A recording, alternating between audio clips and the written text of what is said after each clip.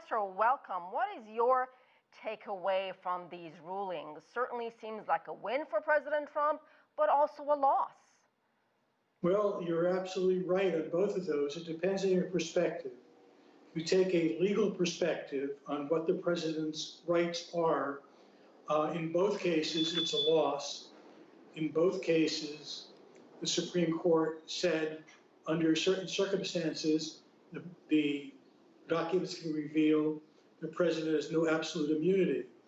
If you take a political perspective rather than a legal perspective, in both cases, it's a win for President Trump. In the House, it's a direct win because the House cannot achieve its goal of getting the president's documents, given its current subpoenas. It would have to rewrite them and better justify them.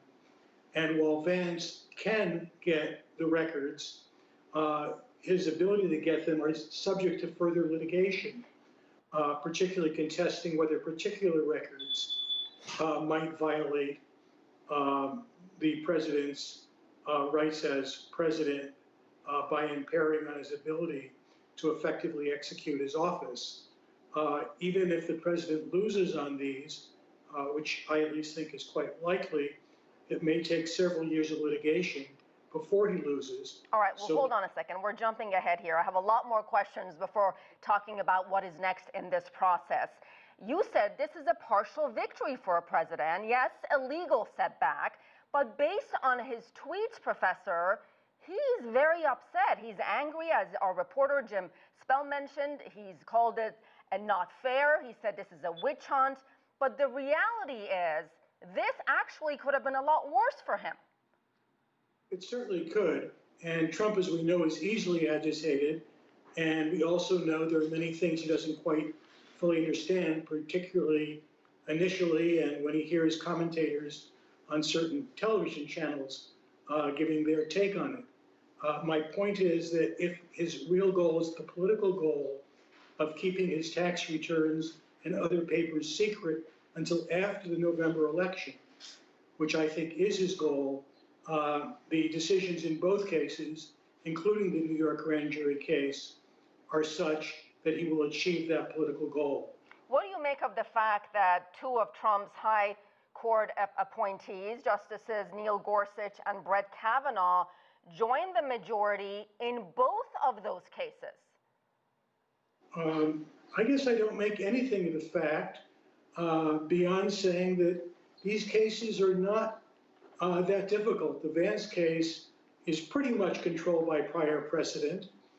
The other case, the Mazars case involving the House subpoenas, there the court came up with a new rule, and the decision is actually quite an ingenious decision. I think actually the Supreme Court is the winner in this litigation because of the way it wrote each opinion.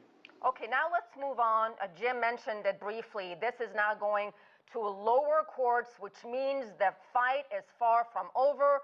It could also mean, Professor, the chances of anyone seeing those tax records before November election, it's not going to happen, is it? I don't think it would happen. Even if the records were turned over, under New York law, the grand jury, except in certain exceptional circumstances, must maintain secrecy. And given the assertions and the assurances made by Vance's counsel in oral argument before the court, I think these documents would have been kept secret regardless, even if leaks might have been possible. So the ruling today did not surprise you, the mixed ruling? Neither ruling is surprising to me, nor do I think it's surprising to most people who follow the court, since given what was said in the oral argument, I believe it was expected Trump would lose Vance and win Mazars. The only really surprising thing, I think, is the new rules the court established in Mazars, which do not protect the president nearly as much as Trump wanted.